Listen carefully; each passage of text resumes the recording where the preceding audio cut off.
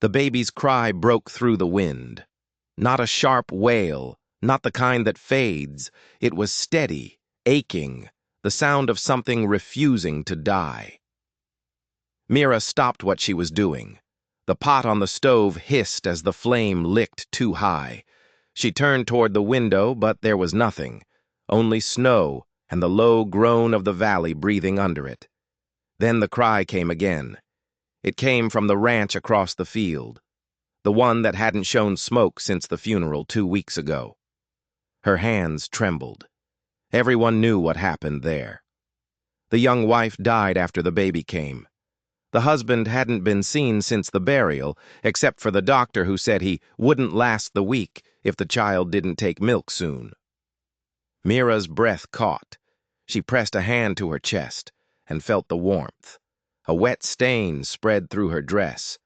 Her milk had come back. She closed her eyes and cursed softly. It wasn't possible. It shouldn't happen. But it did.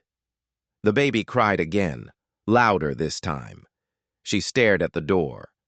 There are moments that split a life into before and after. Mira grabbed her shawl, the gray one she'd buried her own child in, lit her lantern, and stepped into the storm. The snow was knee-deep and mean. The wind clawed at her like an animal that wanted her to turn back. "Hush now," she whispered, though there was no one to hear. "I'm coming." The rancher's house sat dark, the lantern by the porch long dead. Her fingers burned with cold as she banged on the door. No answer. She pushed it open. Inside, the air was thick with the smell of smoke and despair. The fire had gone out. A single chair lay overturned. The man sat in the corner, coat still on, eyes empty. The baby lay on his lap, screaming, cheeks raw, lips dry. "She won't eat," he said, voice cracking. "I've tried. God knows I've tried." He didn't recognize her at first. Grief had turned his sight inward. Mira knelt beside him. "Give her to me." "What?" "Please." He hesitated, his hands stiff around the child, as if letting go would make him lose what little he had left. "I still have milk," she whispered. That broke something in him. He blinked, disbelieving. But the baby cried again, and the sound shredded whatever pride he had left. He handed her over. Mira held the child close. Her fingers trembled as she loosened the shawl, pressed the baby's mouth to her breast. The crying stopped. Outside, the wind roared. Inside, silence. The kind that doesn't feel empty, but full. The rancher, Wade, stared, his face collapsing under the weight of it. "You're her neighbor?" "Down the ridge," Mira said softly. "I didn't call for help." "I know. Then why?" She looked down at the baby's tiny fingers curling around her. "Because someone did." He followed her gaze to the child, and for the first time in days, he looked at his daughter, really looked, as if remembering she was real. When the baby fell asleep, Mira laid her in a small basket by the fire. The warmth returned to the room, not just from the heat, but from breath, from life. Wade poured her a cup of water. His hands shook. "I would have buried her tomorrow," he said. "Then tonight, she lives," Mira replied. He stared at her, searching for words that didn't exist. "You lost one too, didn't you?" She didn't flinch. "How do you know?" "Because only the broken walk toward crying." She looked away, blinking back something that wasn't snow. "Then maybe it's the broken who know how to listen." She stayed till dawn. When she left, the baby was asleep, and the fire had learned how to burn again. As she reached her porch, she turned back. The ranch across the field stood quiet under the pale morning. Smoke curled from the chimney, thin, fragile, alive. The cry didn't come again that night, but when it did, 3 days later, Mira didn't hesitate. She had the lantern ready, and the rancher left the door open. The next morning, the snow fell softer. The valley was still white, but not cruel anymore, just quiet, like it was waiting. Wade woke to the sound of his daughter breathing. For the first time in days, it wasn't a cry. Just the small, steady sigh of a baby who'd finally eaten. He sat beside the cradle, afraid to blink in case it stopped. When the knock came at the door, he already knew who it was. Mira stood outside, the same shawl wrapped around her, a tin cup of milk in one hand. "Morning," he said. "You should boil it," she replied. "She's small." Wade nodded, stepping aside to let her in. The air between them carried something new. Not warmth, not yet, but something like truce. Over the next few days, she came every morning, sometimes to feed the child, sometimes just to make sure the fire was still burning. Wade tried to keep busy. He split wood, fixed the troughs, shoveled snow from the barn roof. But each night, as the wind died down, he found himself listening for her footsteps, light, careful, familiar. The baby began to recognize her voice. When Mira sang, even the storm outside seemed to quiet down to listen. "You've got a way with her," Wade said once, watching from the doorway. She just needed someone to hold her without fear. "Fear?" Mira looked up. "You hold her like she might break." "Everything I love has," he said simply. She didn't answer. She just kept rocking the child until the little hand went still against her chest. That evening, while Mira washed the small cloths by the basin, Wade lit the lamp. The flame flickered over the room, worn wood, patched walls, a life half broken but still standing. "You don't have to keep coming," he said quietly. "If I stop," she replied, "she'll start crying again." "And you'll come even if I say no." "You didn't ask for help the first time either." He almost smiled, then didn't. "You ever wonder why?" she asked, wringing out the cloth. "Why what?" "Why we hear certain cries and not others." Wade thought for a moment. "Because some are meant for us." Winter began to loosen its hold. The icicles dripping from the roof sounded like slow clocks counting toward something neither of them could name. One morning, Mira found him outside, carving a small chair from pine. His hands were raw, his breath white in the cold air. "You're building for her?" "She'll need a place to sit when she stops sleeping all day." "That'll be months." "Then I've got time to get it right." She smiled, faintly. "She's lucky." "No," he said, glancing at her. "We are." The baby began to grow. Her cheeks filled, her eyes opened longer each day. She laughed for the first time on a Tuesday, a sound so small Wade nearly missed it. Mira laughed too, and for a heartbeat, her face changed. The grief fell away, replaced by something bright and alive. But then, just as quick, it was gone. "You should name her," she said softly. "I thought you might," he replied. She shook her head. "She's yours." "She's ours," he said before realizing what the words meant. The silence that followed wasn't awkward. It was sacred. That night, after she'd gone, Wade walked outside. The moonlight cut through the snow, painting the world in silver. He stood by the fence looking toward Mira's house. A single lamp burned faintly in her window. Somewhere between them, the valley hummed. Not with sound, but with something older. He whispered into the cold, "Thank you." The wind carried it away. A week later, the storm returned. Smaller, meaner. Mira didn't come that morning. Wade waited, pacing the floor, the baby restless in his arms. By afternoon, he saw movement through the snow. She was coming, struggling through the drifts, holding something close to her chest. He opened the door before she could knock. "You shouldn't be out in this," he said. "Neither should you." She handed him a small cloth pouch. Inside was a seed, apple. "For spring," she said, "if the ground ever softens again." "You think it will?" "Everything does," she said, her eyes on the child in his arms. "Even people." That night, as she fed the baby one last time, Wade watched in silence. The fire cracked, throwing shadows across the walls. "You should rest," he said.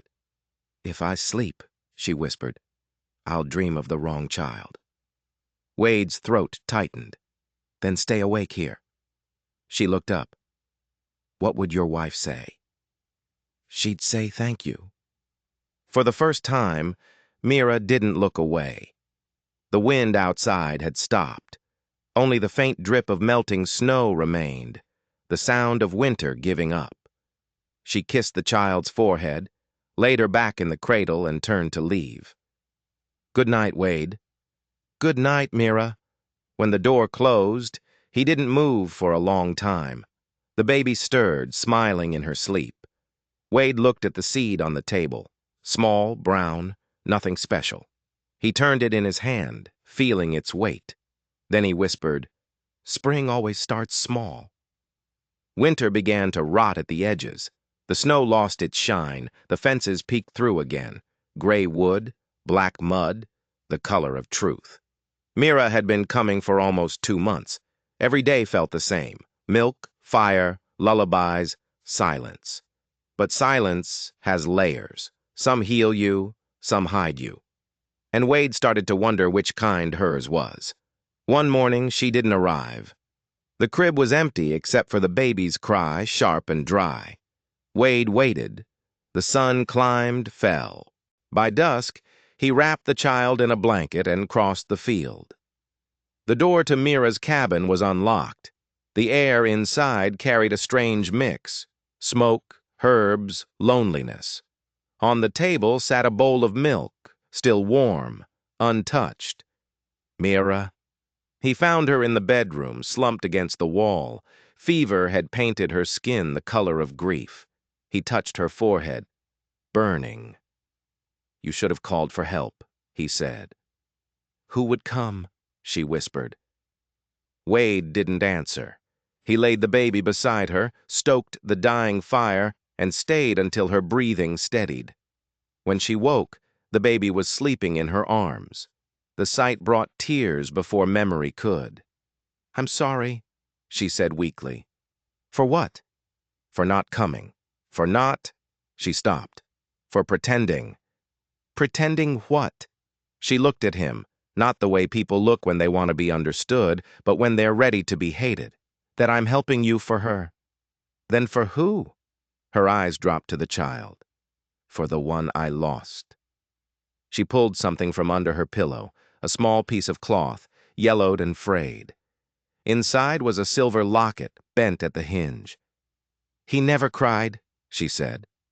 "Not once. Everyone said that meant peace. But silence isn't peace. It's punishment." She tried to smile, failed. "I used to pray every night for another chance to hear a baby cry. Then I heard yours." Wade swallowed hard. "You don't need to explain mercy." "It's not mercy," she whispered. "It's guilt. You saved my daughter. Maybe I just wanted to save myself." He shook his head. "Then you did both." For a long while, neither spoke. The only sound was the fire gnawing at the wood. When Mira finally slept, Wade stepped outside for air. The night was cold and still. Behind her cabin, something caught his eye. A small wooden cross, half buried in snow. He walked toward it, his boots sinking into the soft earth. The writing was faded, but he could still make out the letters. For Eli, born and gone, winter last. His breath hitched.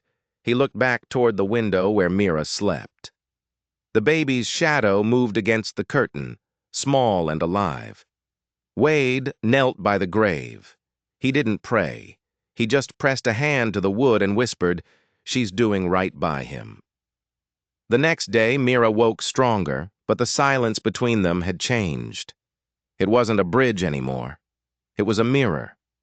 Wade cooked for the first time, a small act, awkward but honest. "You didn't have to," she said. "Neither did you," he replied. "But you did." They ate in quiet, the kind that wasn't empty.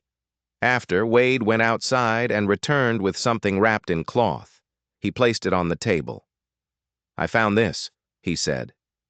Mira stared at the bundle. Inside were two things: a small wooden toy horse and the silver locket. "Where?"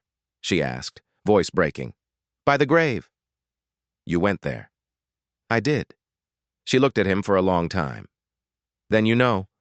I know you loved him. And failed him." "No," Wade said quietly. "You loved him enough to keep loving after." She shook her head, tears streaking her face. "People in town think milk is just milk. They don't know it carries everything: grief, memory, forgiveness, and life," he said. "Don't forget that." Later that evening, Mira took the baby outside. The air was softer, wet with the promise of spring. She stood by Eli's grave, the child in her arms. "He would have been your brother," she whispered. "Maybe he still is." Wade watched from the porch. She placed the apple seed in the soil beside the cross. "For him?" Wade asked. "For all of them," she said. "Yours, mine. The ones who never got a chance to grow." The wind picked up, gentle this time.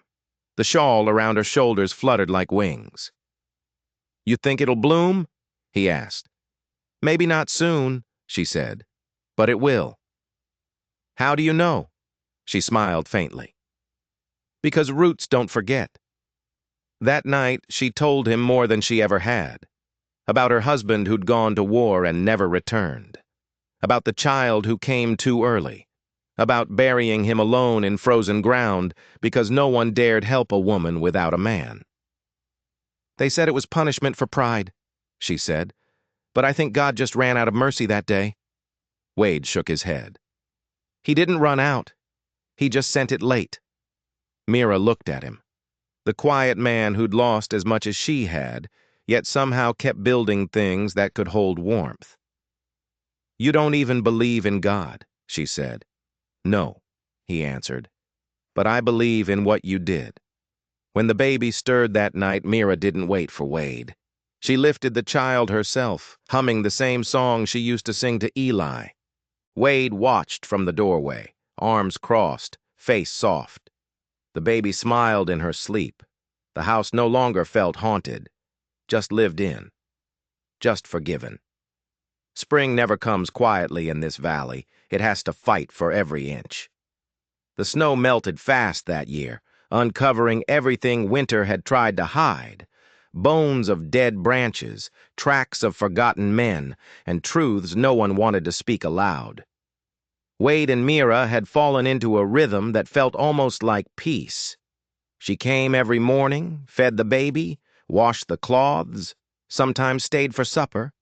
The world outside seemed smaller.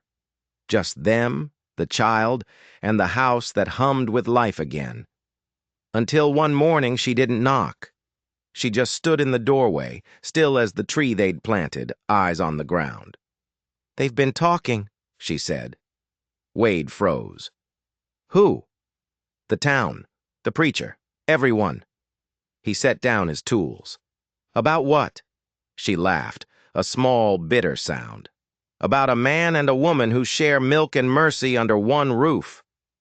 Wade's jaw tightened. "They have nothing better to do. They think we've done something wrong." "Have we?" he asked. Mira looked at him then. Not angry, not afraid, just tired. "You know how this place works. Mercy's only welcome if it's witnessed and blessed." "Then let them witness," Wade said. "Let them see the truth." "Truth?" she whispered. "They don't want truth. They want someone to blame for the warmth they can't stand to feel." That Sunday, Mira went to church alone. The preacher's voice filled the small wooden room, thick with incense and judgment. "A good deed, if born in sin, remains sin. Beware the kindness that tempts the flesh." She felt the stairs on her back like heat. When the sermon ended, no one spoke to her. No one had to. By the time she stepped outside, whispers chased her all the way down the hill. "Widow's milk woman. Poor thing's lost her shame. He's probably not even the father." Each word cut deep, not because it was cruel, but because it sounded so certain. That night, Wade came to her house. He didn't knock, just stood on the porch, soaked from the drizzle. "You don't have to go back there," he said. "Where else would I go?" "Here, where you belong." "Wade, you said mercy doesn't ask permission. Neither does love." She turned away. "Love doesn't survive gossip. Then we'll outlive it. You have a daughter," she said. "She deserves a name that isn't whispered." He stepped closer. "So do you." Mira's voice cracked. "And what will you tell them when they ask who I am?" "The woman who saved my child." "And what if they say it wasn't charity that brought me here?" Wade's answer was simple. "Then let them say it was love." The next morning, the preacher came. He didn't ride fast. Righteousness rarely rushes. He found Wade fixing the fence and Mira hanging the baby's blanket to dry. "Mr. Turner," the preacher said, "I come not to judge, but to warn. Then speak plain. The town has questions about your arrangement." "We don't have an arrangement," Wade said. "No? Then what do you call it when a woman without a husband shares a home with a man without a wife?" Wade kept his hammer steady. "I call it survival. Survival leads to temptation, temptation to ruin." "You call it ruin," Wade said. "I call it grace." The preacher's lips tightened. "Grace has rules." Mira stepped forward. "Maybe yours does. God's doesn't." The preacher turned to her, eyes sharp. "A woman's milk is sacred, Mira. When given outside marriage, it stains both souls." "Then maybe heaven's full of stains," she said. The preacher left without another word. That evening, Mira packed her shawl. Wade followed her to the porch. "You can't go," he said. "If I stay, you'll lose everything you've rebuilt." "I already lost everything once. You can't lose what's gone." "You don't understand," she said, tears welling. "They'll come after you, not me." "Then let them. I'll stand at the door." "Please, Wade." He reached for her hand, rough against her trembling fingers. "You said you couldn't love again, but you already do." "I love what's dying," she whispered. "Not what lives." "Then let me show you the difference." She pulled away, shaking. "Don't make it harder." "It's already hard," he said. "That's how you know it's real." That night she left. The baby woke and wouldn't stop crying. Wade tried everything, rocking, singing, praying to a God he didn't believe in, but the sound tore through the house like grief reborn. Outside, thunder rolled, the kind that carries warnings. He wrapped the child in blankets and ran into the storm. The wind clawed at him, rain lashing like punishment. He could barely see, but he followed the only light left, a faint flicker from Mira's cabin across the ridge. "Mira!" he shouted.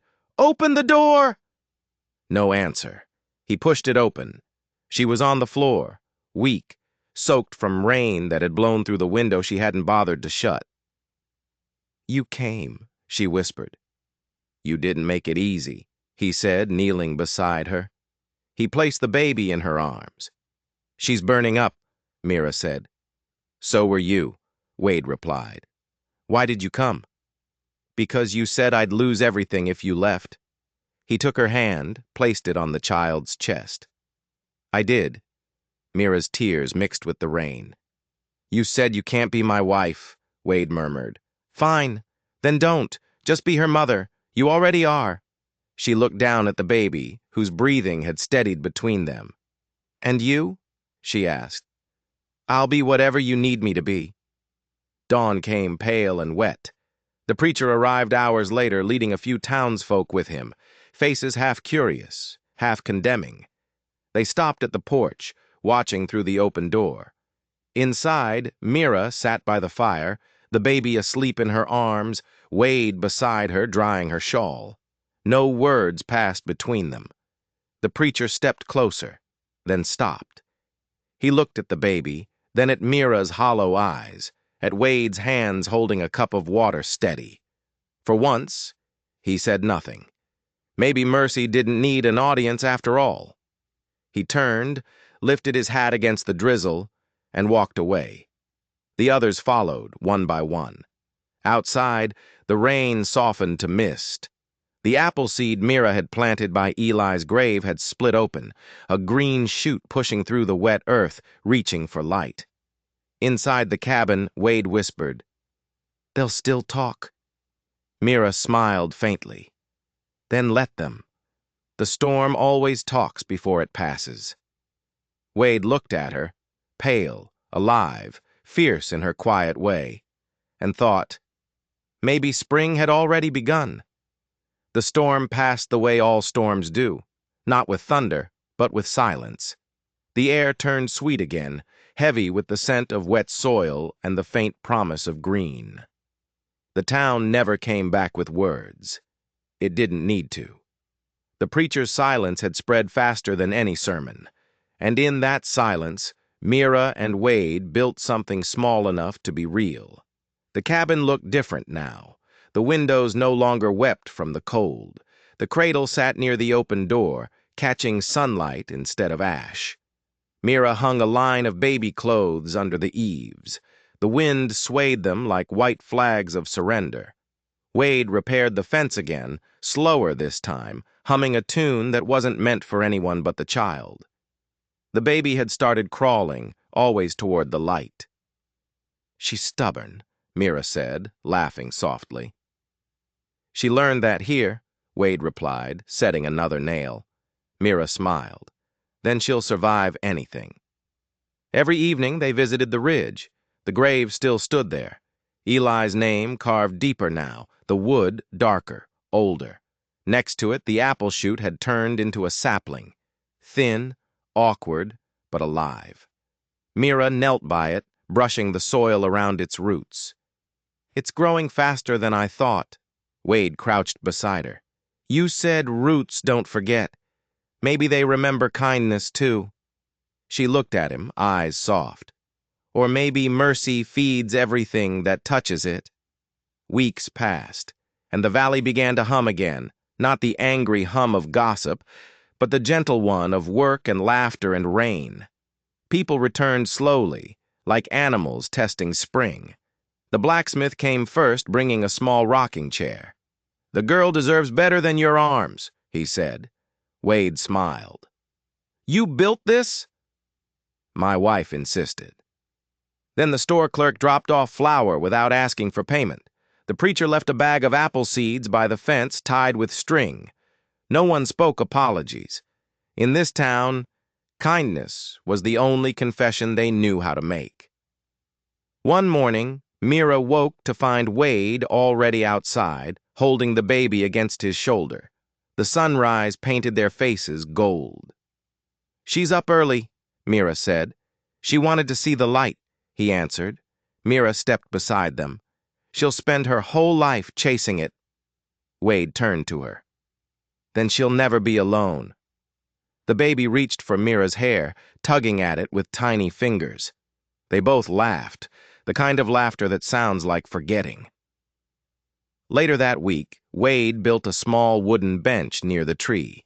Mira joined him with a bucket of water. Together they poured it over the roots. "You ever think it's strange?" she asked. "We buried loss and grew mercy in the same place." "That's where it belongs," he said. "The dead keep the ground soft." Mira smiled through the ache in her chest. "You talk like someone who's forgiven the world. Maybe I just stopped fighting it." The baby, now chubbier, louder, alive in every sense, took her first steps under that tree. She stumbled toward Mira, fell into her arms. Wade watched, eyes glistening. "She chose you first." "We all do," Mira said. He didn't ask what she meant. He just knew it was true. That evening, as the sun slipped behind the ridge, Mira sat by the fire sewing a small dress. Wade placed a cup of tea beside her, then leaned against the doorframe, watching her work. "You ever regret staying?" he asked. She looked up. "Only when it rains inside me." "And now?" "Now it's just rain. Nothing to fear." He nodded slowly. "Funny thing about storms. They make you think everything's ending, but sometimes they just clear the view." She smiled, setting the needle down. Then maybe this is what clear looks like. The baby stirred, and Mira picked her up, humming softly. The song was the same one she'd sung to Eli, the one she thought she'd never sing again. Wade came closer, wrapping his arm gently around both of them. Outside, the apple tree swayed. Tiny buds had begun to form, small, green, stubborn against the chill. "It's early," Mira whispered. "Maybe it's ready," Wade said. "For what?" "For the world to be kind again." When dawn came the next morning, one blossom had opened, white, pure, glistening with dew. Mira stood under it, the baby in her arms, Wade beside her. The valley was quiet. No judgment, no whispers, just the sound of water trickling through the thaw. "It's beautiful," she said. "It's proof," he answered. "Of what?" "That even broken things can bloom." She looked at him, eyes soft, voice low. "Then maybe we weren't broken. Just waiting." The baby reached out, catching a falling petal. It clung to her hand, trembling, refusing to let go. Mira smiled. "See? Even the flowers want to stay." Wade took her free hand. "Then let's stay too." As the sun rose higher, the apple blossom shone brighter. A small, stubborn light in a world that had finally learned to forgive itself. The baby laughed, her voice ringing through the valley like a promise. Mercy had taken root, and it was blooming.